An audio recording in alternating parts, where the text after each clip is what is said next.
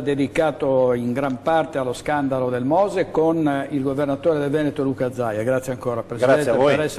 per essere qui. Senta, oltre al danno economico, no? Allo spreco, allo sperpero di risorse pubbliche, quindi danno per i contribuenti, ma lei era a Barcellona il giorno in cui si doveva decidere per Cortina d'Ampezzo i mondiali di sci del 2019. Il caso, la beffa del destino, quel giorno esplode sui giornali spagnoli questo scandalo, risultato abbiamo perso. Guardi, sta toccando un punto che mi duole ancora ricordare. Noi avevamo la candidatura che presentammo il martedì. Il martedì pomeriggio presentammo la candidatura, c'ero io, il sottosegretario Del Rio, Luca di Montezemolo, Malagò, il presidente del CONI, Alberto Tomba come testimonial e un altro rappresentante, non ricordo più, Enrico Valle, che è il presidente del comitato. Ottima presentazione, Cortina non ha i mondiali dal 56, quindi vuol dire dopo 63 anni portarli a Cortina, quindi stiamo parlando del 2019. L'unico avversario che avevamo, perché eravamo in due, Ore in Svezia, che ha avuto i mondiali nel 2007. Presentazione fatta bene, martedì sera ci lasciamo, andiamo a cena, tutti contenti. A seguito 50 ragazzi volontari di Cortina che sostengono i mondiali lavorando da 2 anni, tutti con la loro magliettina. Beh, era un bell'ambiente. Mi sveglio il mercoledì mattina alle 7, ero già sveglio, mi chiamano, mi dicono degli arresti.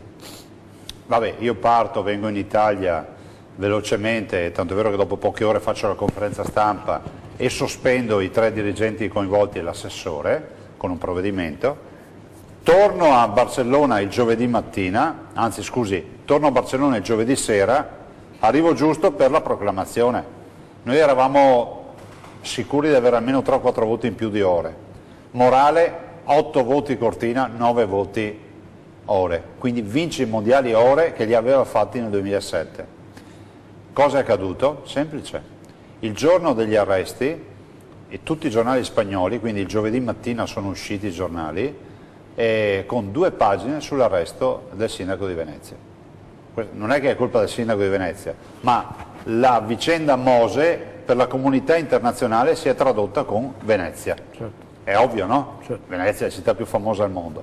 2 pagine, una pagina, foto a colori, corruzione, scusi in spagnolo, corruzione in Venezia, quello che scriveva l'Avanguardia, se andate a controllare, è stato distribuito a tutti i delegati. Certo. Lei può immaginare, gli svedesi hanno avuto gioco facile. Certo, gliel'hanno servita su un piatto d'argento. Cioè, a noi è costata una figuraccia.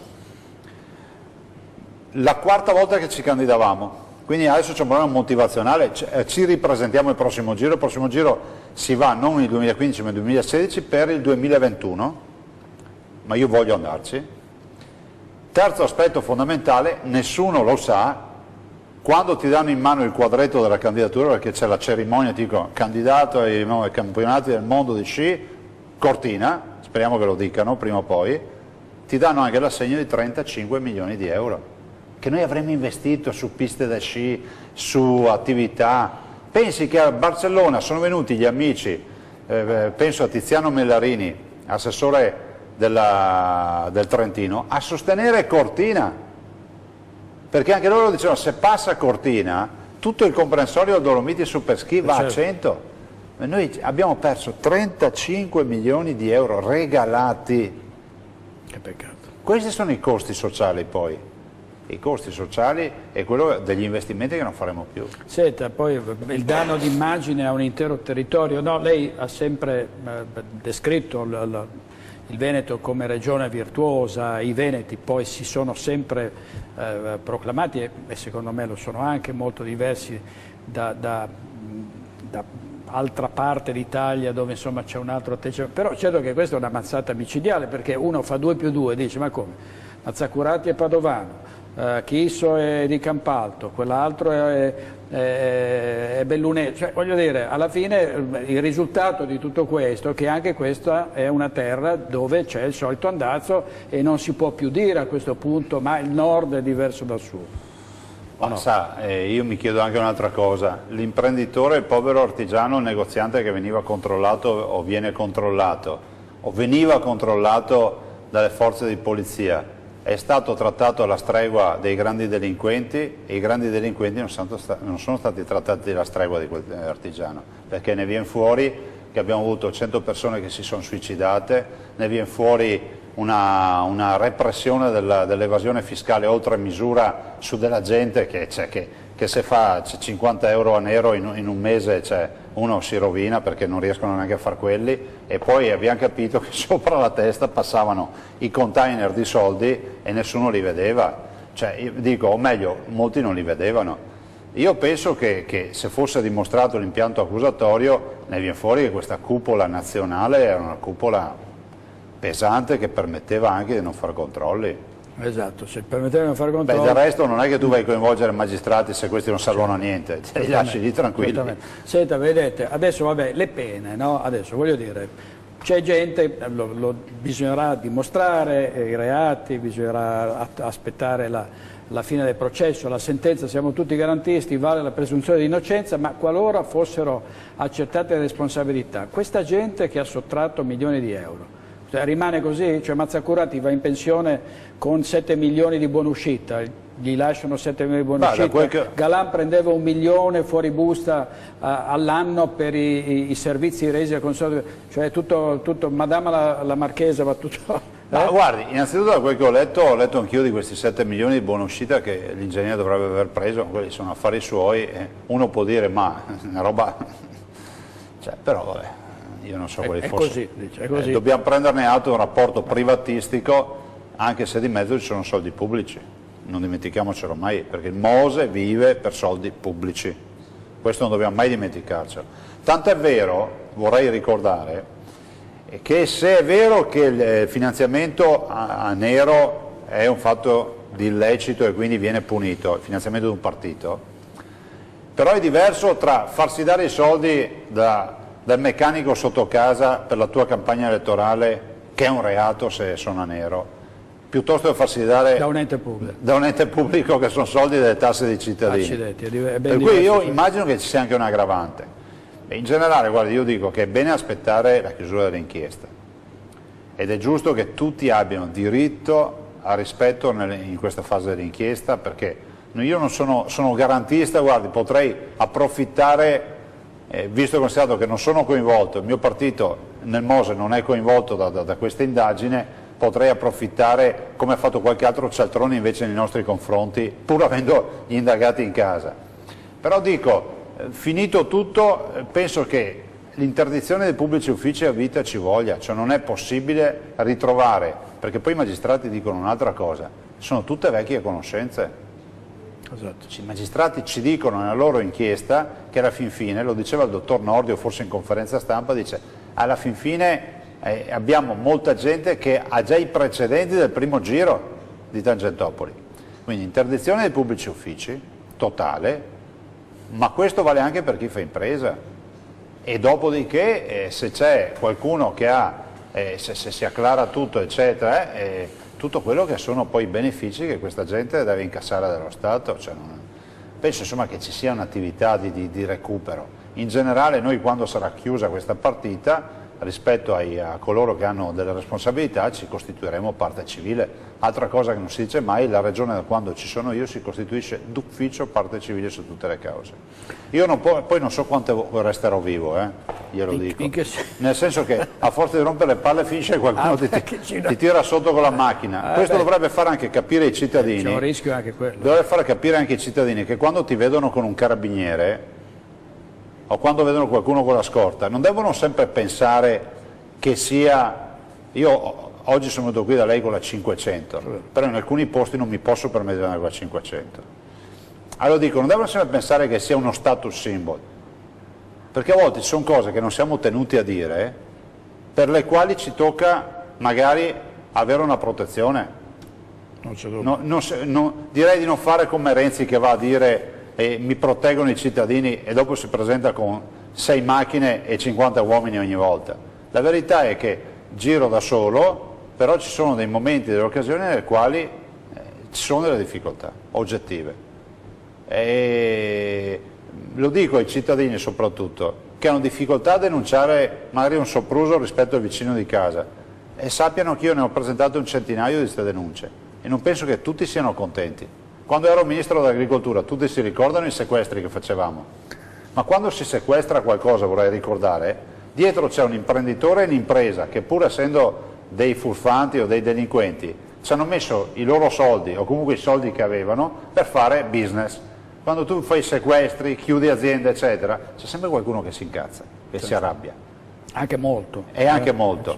O quando è capitato ad esempio che abbiamo arrestato 7-8 persone in giro per l'Italia con tutte queste partite dei controlli. E quindi se queste cose si fanno, i cittadini devono capire che non è una vita facile. Presidente, siccome in questo Paese non ci vogliamo mai far mancare nulla, la novità è l'indagine a carico dell'ex questore di Treviso Carmine Damiano, cioè un questore efficientissimo che ha fatto molto a Treviso, indagato per corruzione rispetto alla North East Service, che è quella dell'imprenditore Compiano che aveva sottratto dei soldi che gli erano stati in deposito, mettiamola così, milioni di euro. Ma è possibile un ex questore che era diventato consulente per la Mantovani, peraltro? No, presidente della Mantovani. Scusi, presidente al posto della di Baita. Esatto, al posto di Baita. Ma forse amministratore delegato, non so, o presidente. Dico, io lo conoscevo, lei lo conosce. Sì. Ma guardi, io onestamente evito di entrare nel merito perché non ne so niente, Sì. Leggo anch'io i giornali, ho letto il giornale, ho visto la notizia, penso che sia doveroso riporre fiducia nella magistratura, non mettere nessuno sul banco dei condannati, non degli imputati, fino al momento in cui non sarà chiarita tutta la situazione. Spero che il dottor Damiano possa chiarirla e chiarire la sua posizione, e dopodiché i processi si celebrano nei tribunali e non sicuramente negli studi televisivi o nei giornali o in piazza come qualcuno amerebbe fare. Certamente. Senta Presidente, allora veniamo all'altra notizia della settimana. È stato finalmente in Consiglio regionale, si è votato sia per il referendum sull'autonomia, passato l'altro ieri, sia per il referendum sull'indipendenza, passato ieri. A questo punto, quindi una notizia che tutti gli autonomisti, gli indipendentisti hanno salutato con grandi ovazioni. L'altra sera a Este una grande festa, sabato gli indipendentisti andranno a Castelbrando, a Cisone Valmarino, insomma a fare un primo convegno. Che cosa succederà adesso? Perché adesso, quindi grande festa, finalmente si lascia ai veneti la possibilità di esprimersi, però che speranze hanno gli uni e gli altri? Intanto diciamo cosa è accaduto. È accaduto che in Regione si sono votati non solo quel referendum ma 2 proposte referendarie, una per l'autonomia, che è per conto suo, che vada per la sua strada, e una per l'indipendenza. Spieghiamo, scusi, l'autonomia significa Veneto a statuto speciale. Appunto, lei dice bene, spieghiamolo. L'autonomia significa restare in Italia e avere lo statuto di Bolzano.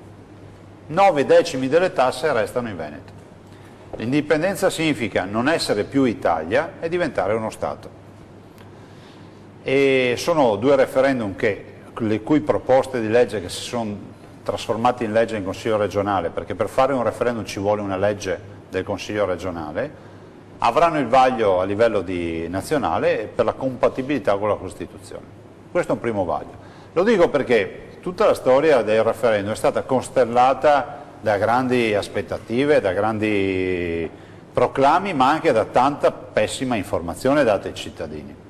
E questa legge cosa dice? Dice innanzitutto che il referendum costerà 14 milioni di euro, non lo pagherà la Regione, ma si pagherà con fondi privati, cioè bisogna trovare dei sottoscrittori.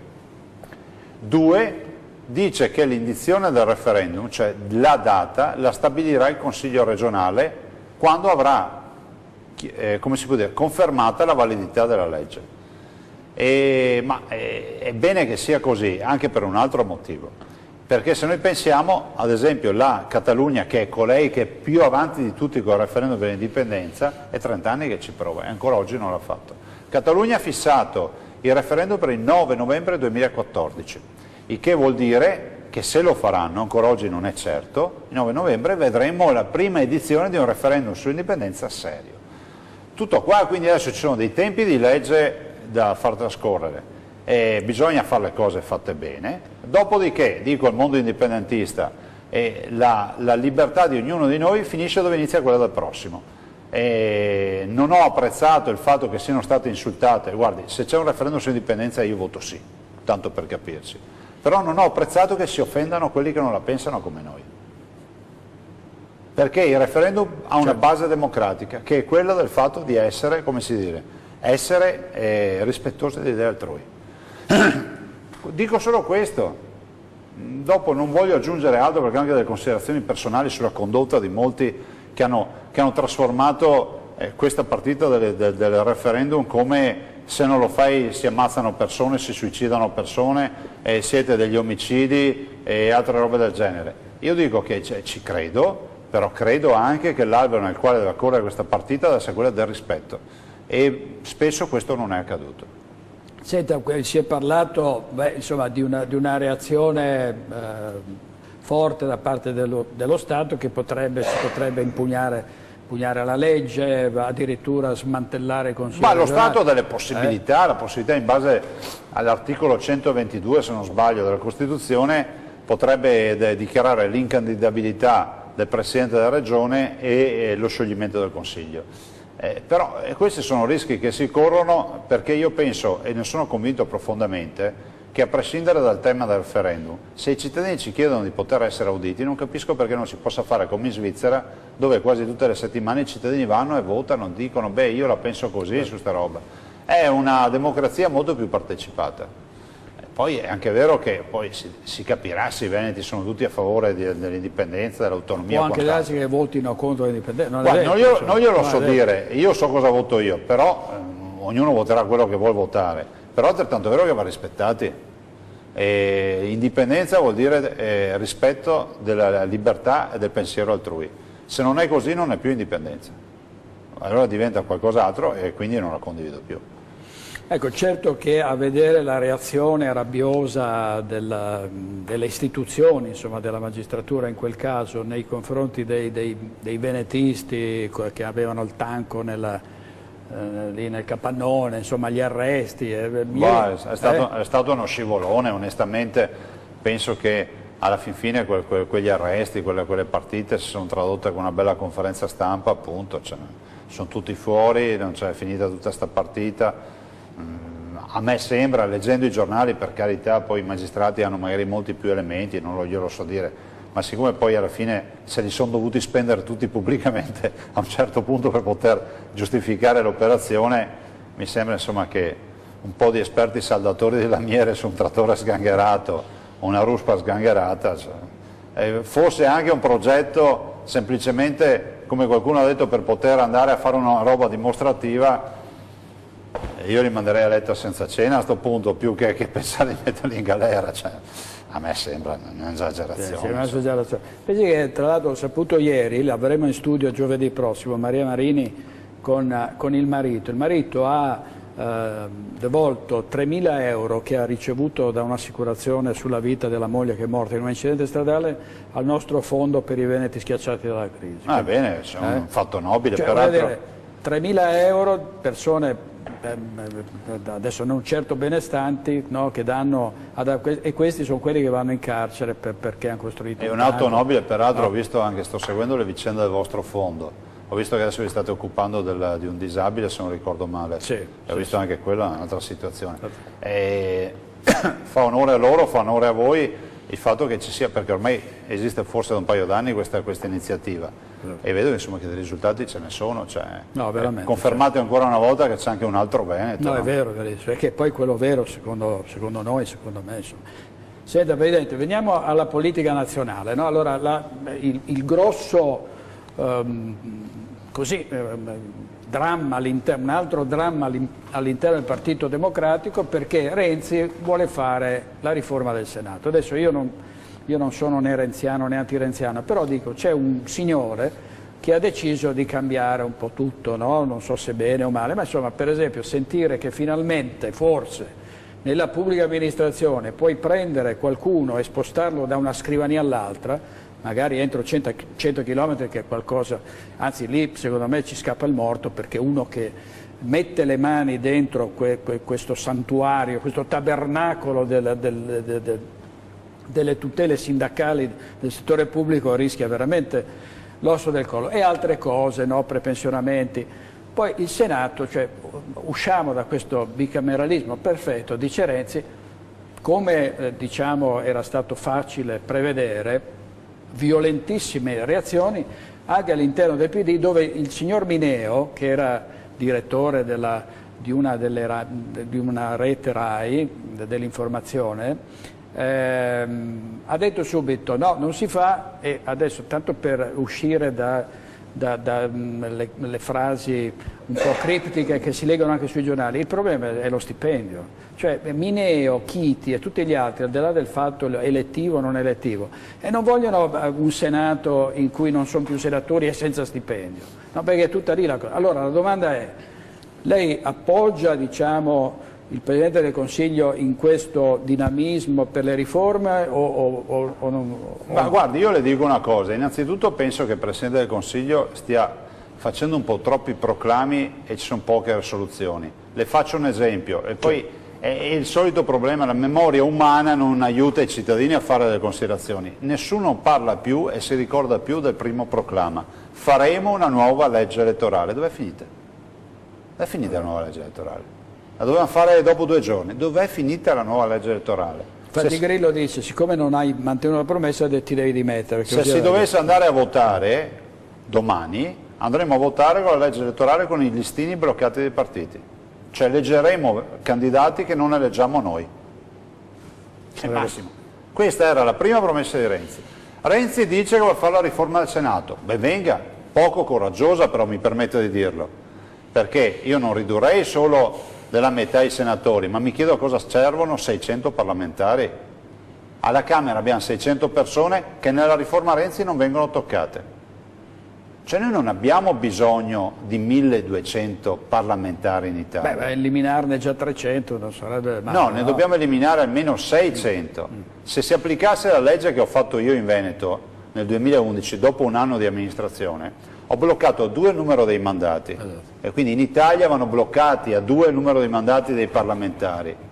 Vitalizi, cioè, via, chiusura dei vitalizi, si passa a un sistema contributivo, perché è giusto che uno comunque abbia una previdenza, quindi via i vitalizi. Ho fatto una nuova legge elettorale che i veneti collauderanno per la prima volta nel 2015, fra un anno, dove non ci saranno più le liste bloccate dei partiti. Coloro che andranno in Consiglio regionale in Veneto nel 2015 ci andranno perché saranno eletti dai veneti, non perché saranno in una lista votata dai veneti ma dove i nomi li mettono i partiti. In più cosa abbiamo fatto? Abbiamo ridotto il numero di consiglieri, abbiamo detto facciamo un consigliere ogni 100.000 abitanti. Se si applicasse questa legge a livello nazionale non avremo più le liste bloccate, non avremo più i vitalizi, i parlamentari resterebbero lì 2 mandati e basta, e soprattutto, udite udite, un parlamentare a ogni 100.000 abitanti vuol dire 600 parlamentari, non 1200, cioè metà. Perché Renzi non la fa sta roba? Allora non possiamo vendere... Perché è convinto di non andare a votare subito, cioè vuole finire la... No, guardi, non possiamo vendere come una grande riforma una patacca che si occupa solo di un pezzo del Parlamento, del Senato, e far credere agli italiani, buttando fumo negli occhi degli italiani, che si è fatta una grande riforma. Io dico, sfido Renzi a prendere in mano i 1200 parlamentari, a segare a metà il numero, a bloccare a 2 il numero dei mandati, quindi 10 anni dopo casa, a togliere i vitalizi, allora ragioniamo. Ma così non sta facendo assolutamente niente, se non mettere mani al Senato. Però il taglio agli stipendi dei reggenti pubblici è stato fatto, cosa ne pensa di questi 80 euro in busta paga? No? Qualcuno dice no, dovevano essere di più, altri dicono no. È una vergogna? È un'immonda vergogna. Nel senso che è un'elemosina? No, è un'immonda vergogna, glielo spiego perché. Perché forse vale la pena di spiegare ai cittadini cosa sono questi 80 euro. Io capisco che chi li prende in busta paga, ecco, qualche comune addirittura scrive ai suoi dipendenti legge Renzi, no? Come se i veneti fossero così idioti da dovergli dire che Renzi ti ha dato gli 80 euro. Fatta in piena campagna elettorale. Vedrete che non sarà stabilizzata, cioè glieli toglieranno subito poi, perché non ci sono i soldi. Lo sappiamo, stanno chiedendo di tagliare dalla sanità per pagare sta roba qui. Li danno a chi percepisce dagli 8 ai 24 mila euro di reddito, quindi chi prende meno di 8 mila euro di reddito all'anno non li vede. Pensionati non li vedono, disoccupati non li vedono, i lavoratori autonomi non li vedono.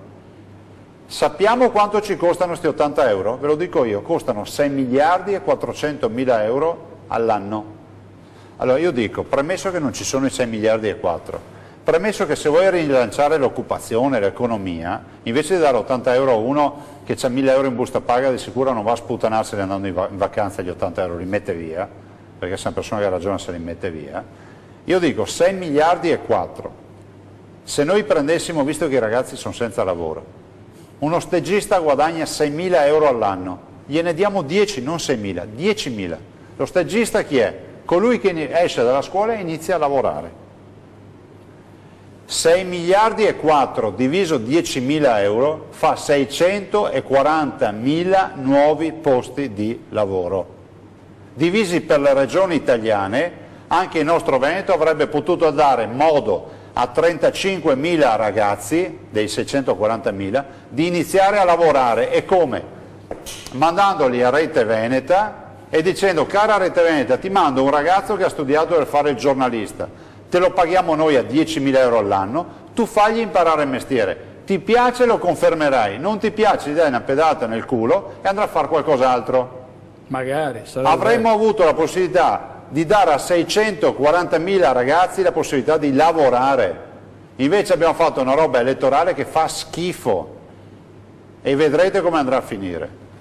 Presidente, ma appunto, siccome qui poi qui si parla lavoro, lavoro, lavoro, poi non si fa nulla, e questo in effetti anche Renzi ha fatto poco finora, per far ripartire le imprese, perché se non fai ripartire le imprese la gente poi è un circolo vizioso, non ci sono le imprese, non c'è occupazione, il disoccupato non riesce a pagare l'affitto, viene sfrattato, cioè voglio dire, l'economia precipita ulteriormente, nonostante ogni tanto qualcuno dica ma ci sono segnali di miglioramento. Direttore, scusi, adesso Renzi fa il giro di tutte le assemblee degli industriali. Gli industriali che notoriamente sono governativi e giustamente adesso sostengono sono tutti Renzi. renziani. Sì. E sono gli stessi industriali che hanno cantato lode a Dio quando è arrivato Monti, perché Monti doveva risolvere tutti i problemi, poi hanno ringraziato Dio quando è andato via. Lo hanno fatto con Letta, stessa roba, poi l'hanno ringraziato e lo faranno anche con Renzi. Adesso avremo le assemblee dove Renzi verrà a raccontarci tutta la storia, entriamo in un periodo estivo per cui tutti sopportano tutto perché arriva il caldo, non arriva più la bolletta di riscaldamento, se poi vai anche qualche fine settimana al mare, vai in montagna per i campi, al Piave o sull'Adige, arriverà l'autunno, che sarà l'autunno delle serrande che non si riaprono più, perché oggi abbiamo quasi 200.000 disoccupati, ce la racconteremo, le tasse sono aumentate, ci sarà una finanziaria da fare e poi gli industriali cosa diranno? Non diranno che Renzi ha fallito, diranno i politici non sono degni di governare questo paese. E poi tu vai a guardare all'interno delle compagini governative è pieno di imprenditori. Però io mi chiedo, buttateli fuori dalle associazioni di categoria, man mano vanno al governo, mandateli via, perché se hanno fallito mandateli via. Certo. Senti, quindi diciamo non corre buon sangue con gli industriali in questo momento. Corre ottimo sangue, guardi, nel senso che noi abbiamo un'ottima collaborazione, però è altrettanto vero che bisogna essere anche, cioè mi chiedo, se Renzi viene a parlare all'assemblea degli industriali, io ho sempre proposto agli industriali, non hanno mai accettato questa mia proposta, ho detto, siccome c'è la regione ha ruolo cardine importante per le vostre imprese, perché non fate una question time? Mettete il Presidente della Regione sul palco, a un'assemblea, e fategli le domande più cattive che vi vengono in mente. Io ho l'obbligo di rispondere, no? Certo. Veneto Sviluppo, fondi di accesso al credito, fondi comunitari, sburocratizzazione, io sono in grado di rispondere. Perché non lo fate anche col Presidente del Consiglio? Fatelo, no? E invece niente. Le passerelle non servono a niente. Non c'è contrattare, non c'è niente, fatelo. Forse è molto più istruttivo, no? crollo dei padroncini ha riscontrato la CGIA di Mestre, partite IVA sempre di meno, è abbastanza logico anche questo. Ma no? guardi, se io vedo che ho quasi 200.000 disoccupati in Veneto in questo momento, so che si sono chiuse molte serrande, è inevitabile che a cascata, o meglio a monte, ci siano delle imprese che hanno chiuso. Esatto. Il cambio di pelle è poderoso nell'economia del Veneto. E noi abbiamo un'economia che è particolare, cioè 600.000 imprese sono quelle che hanno la partita IVA in Veneto e l'80% delle quali ha meno di 15 dipendenti, quindi siamo piccole e medie imprese che fanno parte di un sistema molto più organico. Cioè, non sono imprese che vivono di un prodotto proprio, sono imprese che vivono di un prodotto legato ad altre imprese, per cui quando casca la capogruppo casca tutto il sistema, cioè l'edilizia è un esempio, no? L'edilizia che non va mette in difficoltà i pavimentisti, quello degli intonaci, tutto l'indotto dei serramenti, gli elettricisti, gli idraulici. Questo è quello che sta accadendo. È un'economia particolare che è il Veneto, è un'economia forte, ma che paga anche il conto salato di questa crisi. Mare Nostrum, tante voci ormai si susseguono per fermare questa operazione che ci costa, mi pare, 9 milioni al mese, no? Anche lì sono soldi che sì, servono a recuperare sta gente, ma poi sta gente andrebbe riportata nei paesi di origine oppure tenuta se ci fosse la possibilità di farla lavorare, ma la situazione è quella che lei descriveva prima.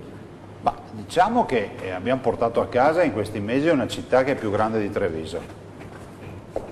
Numericamente. Numericamente abbiamo portato a casa tanti immigrati quanti quelli della città di Treviso, ma non gli immigrati della città di Treviso, dei trevisani. Non abbiamo però una città vuota da dare. Abbiamo strade, baracche, campi e questa è l'ospitalità. Tra l'altro scontri, ieri nel Meridione, scontri tra residenti e immigrati. Ma è inevitabile. Un paese che paga un conto salatissimo all'Europa per questa immigrazione, un'Europa che considera Lampedusa il confine d'Italia, non il confine d'Europa, un'Europa che in maniera vomitevole si disinteressa del problema, un governo che va a farsi dare i compiti per casa dall'Europa per il bilancio dello Stato, per i parametri, ogni tanto sentiamo Padoan, aspetti, Padoan si dice, no? Perché Padoan. Allora, qua da noi si direbbe Padoan, sì, ma siccome lui ci tiene a dire che è romano, è Padoan. Ogni tanto abbiamo qualche veneto che si perde. Infatti nei telegiornali nazionali è sempre Padoan, cioè nessuno dice Padoan. No, ma ci tiene anche lui, perché cioè, essere di origine veneta non fa stile, a Roma soprattutto, cazzo, i veneti erano le servette, i carabinieri, quelli senza grado, cioè lui invece è un grande dell'economia. Cioè. Bene, però i conti e le tasse le paghiamo noi altri, questo è bene ricordarlo ai romani. E dicevo, andiamo a farci dare i compiti per casa e non abbiamo il coraggio di dire all'Europa andare lì a rovesciare le scrivanie. Io sono stato ministro, sono stato in Europa, lì le scrivanie si riesce a rovesciarle, però non puoi andare col cappello in mano. Non esiste. E quindi questi immigrati che non siamo più in grado di accogliere. Qui tutti parlano di solidarietà, di accoglienza, ma chi è che la deve fare se non siamo in grado di farlo? Allora si divide ideologicamente il paese tra i razzisti, ai quali appartengo anch'io, che dicono ben venga la solidarietà, ben venga l'aiuto, ma cominciamo a mettere i puntini sulle i. Ad esempio non possiamo accettare che i delinquenti degli altri paesi vengano qui. Ad esempio basterebbe inasprire la legge o fare in modo che il reato di clandestinità sia un reato, in modo tale che tu... No, questo è un paese che deve accogliere tutti, perché questo è il segno della civiltà, solo che siamo noi gli unici pirla in Europa che lo fanno, perché anche i paesi più di sinistra in Europa non fanno queste cose. No, non c'è dubbio, poi, ma vale anche, cioè un italiano che pensa di andare a lavorare negli Stati Uniti, uno pensa che... Guarda, è un fantasista? È uno che non ha nessuna speranza, devi averla green card, la puoi vincere magari a una lotteria, va bene su 1 milione di partecipanti, ma per il resto non entri negli Stati Uniti se non dimostri di avere un certo patrimonio che ti consenta di vivere, se non lavori, altrimenti devi avere un lavoro, altrimenti ti devi sposare un'americana, se no non entri, stai un mese e ti cacciano via, l'idea è così, e parliamo degli Stati Uniti, qui entrano tutti. Ma qui funziona, non c'è problema, funziona così, il conto sociale è un conto salatissimo e le ripeto, la solidarietà è doverosa nei confronti di bambini, mamme, anziani eccetera, Però qui c'è qualcuno che confonde la solidarietà con la presa in giro. Noi questi immigrati non possiamo accettare che arrivino e facciano i delinquenti, non possiamo pensare, guardi, mi starebbe bene se questo governo avesse il coraggio di dire bene, accoglienza la facciamo, però decidiamo di inasprire le pene al 1000 per 1000 nei confronti degli immigrati, cioè appena fanno via. No, perché addirittura fanno l'indulto, li mandano fuori tutti, gli spacciatori li hanno liberati tutti, perché spacciare non è più un problema. In Italia si può spacciare, non c'è problema. Io chiedo ai cittadini che magari sonnecchiano davanti al televisore, si sono resi conto che gli spacciatori sono tutti immigrati, o quasi tutti immigrati? E questa è la verità. Quindi ancora una volta andiamo a aiutare sti qua che a casa loro diranno, beh, vado in Italia, in galera non ci vai. A voi risulta che in Italia si riesca ad andare in galera? Abbiamo discusso per 13 anni, io vorrei dirlo, per 13 anni, se Staffa doveva avere l'ergastolo oppure no per il delitto di Gorgo. Per 13 anni abbiamo discusso di questo. Evito di dire quanto sono stati trucidati i coniugi Pellicciardi. Lasciamo perdere. Un paese nel quale si dice 4 anni, va bene, ma bisogna fare l'indulto, ma uno che è in galera per spaccio, per qualsiasi roba, ne ha combinate talmente tante per riuscire ad andare in galera da far paura, perché fino a 4 anni di condanne tu non vai in galera in Italia, cioè non ci vai. Quindi se quando parliamo dell'indulto per i reati minori, ma minimo c'è gente che ci avrà 20 anni sulle spalle per aver fatto un po' di galera, quindi sono dei delinquenti. Cioè in Italia in galera non ci sono quelli sfortunati, quelli che si caccia poi in mezzo a un casino, no, è impossibile andare in galera con quelle robe lì. Cioè se io adesso uscissi in piazza dei signori, andassi lì con un etto di droga, non vado in galera, è chiara sta roba, perché mi darebbero 2 anni, 3 anni a condizionale perché è la prima volta, e poi direi che me la consumo io e che quello che vuole, finisce che non vado in galera. Allora davanti a gente che ha un'etica, ha una morale, non vai a spacciare, ma sti qua sono abituati a vivere con la droga.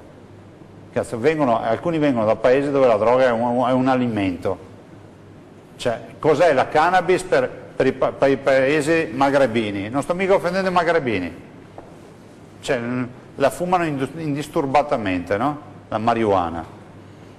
Questo è il tema. Questo vale anche per i papaveri della politica, della finanza che sono finiti dentro l'inchiesta del Mose, cioè i vari baita. Minutillo è già fuori, cioè qui basta parlare, tirare dentro gli altri e si è... Ma guardi, mi sembra di chi sono ancora in carcere a Pisa, Marchese pure, insomma... Mi sembra di capire che poi le singole posizioni verranno valutate e poi giustamente, come prevede la legge, i magistrati valuteranno le posizioni, il grado di collaborazione e la pena che ne consegue, per cui immagino che chi ha poco sarà perché ha parlato tanto o viceversa. Certo. Per cui dirò che sotto questo aspetto la legge aiuta, perché se i primi interrogati, cioè il Mazzacurati, il Baita e la Minutillo, non avessero dato la loro versione dei fatti, molto probabilmente, vabbè, anche se i magistrati dicono che comunque hanno anche altre prove, però questo ha fatto chiudere un impianto accusatorio che è poderoso. Ho letto della consegna di 16, in Parlamento la consegna di 16 fascicoli con 160.000 pagine. Pazzesco. No, poi questo sistema della sovraffatturazione era incredibile. Sì, no? Che poi adesso si chiama retrocessione, ho visto. Retrocessione Io mi chiedevo, ma cos'è sta retrocessione? Sostanzialmente una roba vale 10, la fatturi 1000, esatto, e i 990 li dà qualcun altro. Esatto. Poi. O ti ritornano e poi li distribuisci, insomma. Questo funzionava con San Marino, Colombelli, questa falsa agenzia. Sì, poi con le lavatrici, cioè, questo è un sistema che c'è la lavatrice che ripulisce i soldi, li rimette in circolo, però se fossero veri l'impianto accusatorio ne viene fuori anche la mole di quantità di denaro nero che c'è, esatto. Nero, cioè che non è più nell'alveo della visibilità, no? Esatto. Perché quando tu fai la retrocessione ti porti a casa della liquidità che non è più immissibile in canali puliti.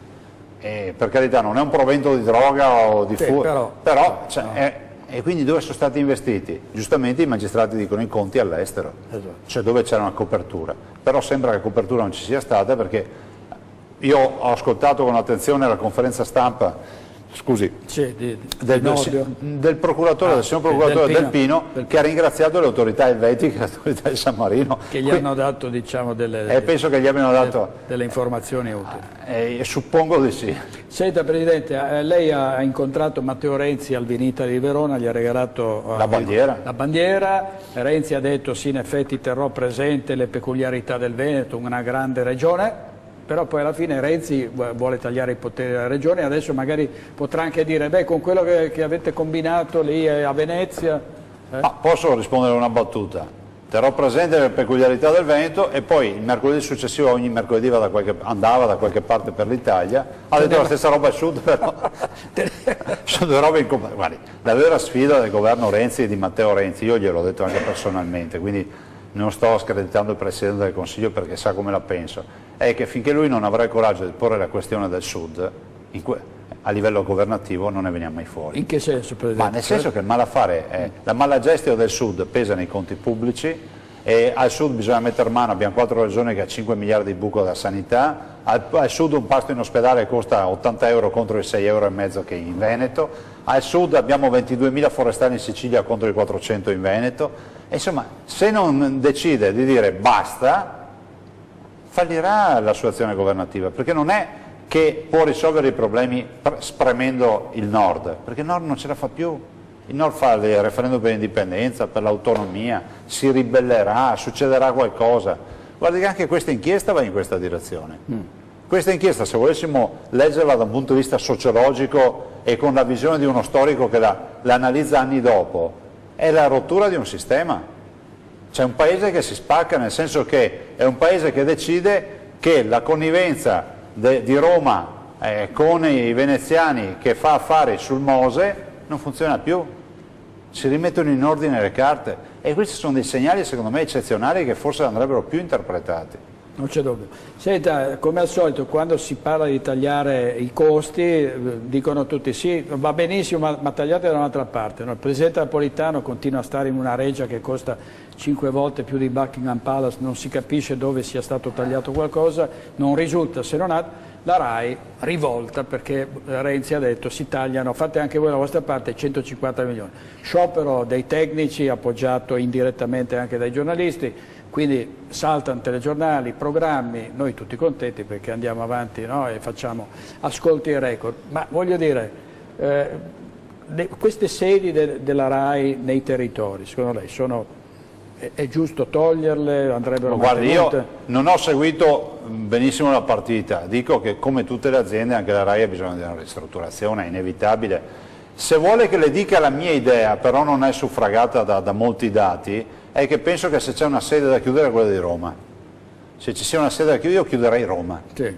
E chiuderei Roma o quantomeno ridimensionerei, lì mi risulta che ci siano direttori che hanno la qualifica di direttore con autista, segretaria eccetera, che non so come passino le loro giornate, perché nessuno sa spiegarselo, con stipendi da direttori, e lì c'è molta gente che ormai fa i brontosauri dentro per i corridoi della RAI, insomma se svecchiare, chiudere, il Veneto vuole fare l'indipendenza e cominciamo a farla indipendente da televisione e che sia una televisione di informazione regionale, lo dico magari contro anche i vostri interessi, però dico nell'ottica di un ragionamento.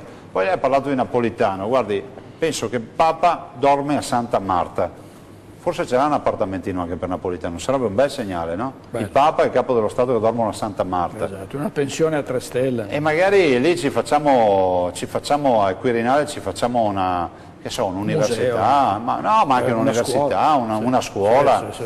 La possibilità di dare ai ragazzi, è un bello ostello studentesco per i ragazzi. E i ragazzi lo devono mantenere bene, pulito e non decorato come magari sono soliti a fare. Però dico, no, sarebbe giusto, anche per evitare che vadano all'estero, no? Cioè ormai non so quanti sono anche in Veneto, migliaia di ragazzi. Guardi, massimo rispetto per il Capo dello Stato che poi ci becchiamo il vilipendio. Però posso dire, imbarazzante la storia del Quirinale. Mi sarei aspettato che comunque avesse messo mano, purtroppo è tutto ingessato. Molto probabilmente non dipenderà neanche da lui perché lì c'è tutta una sovrastruttura che vive da secoli attorno a questo discorso, per cui hai capito, se serve un corazziere ci vogliono 200 cavalli e 50.000 corazzieri per tirarne fuori uno quando serve. È pazzesco. Cioè, Guardi, io le faccio un esempio. Quando sono andato a fare il ministro, avevo tutti i valletti con il frac, con la coda, che portavano l'acqua al ministro, eccetera. Io li ho eliminati tutti. Io ho tolto il frac. E sa cosa devo dire? Venivano vestiti e ho detto venite come volete, in maglietta, a me non me ne frega niente, a me mi interessa che lavorate. Sa cosa devo dire? Che sono andato via, appena sono andato via dal ministro, si sono rimessi il frac. E quindi ho l'impressione che a Roma ci sia la sindrome del cane a catena. Tu togli la catena al cane e continua a girare attorno al palo anche senza la catena. Ormai è un fatto di testa, lì sono abituati così. Sì, ma poi ecco, si parla sempre, a torto o a ragione, malissimo dei politici, però poi ci si dimentica sempre dei burocrati, dei gran comì dello Stato all'interno dei ministeri, perché per esempio nella vicenda del Mose, quelli che venivano oliati erano anche loro. L'ingegner Baita ne fa una giusta e lunga spiegazione, dice guarda i collaudi, 26 milioni di euro di collaudi dati a tutti i capi struttura e agli uomini più importanti della burocrazia romana e avete messo in galera un funzionario della regione. Io non discuto le scelte dei giudici, però è vero che il tema dei collaudi era un tema, data ai cittadini un collaudo può valere anche 4, 5, 6, 700 mila euro e non è che un collaudo tu devi stare lì H24, cioè sono qualche firma su pezzi di carta che prepara qualcun altro, poi diciamola tutta fino in fondo. È una bella partita, è una bella partita e sarà entusiasmante.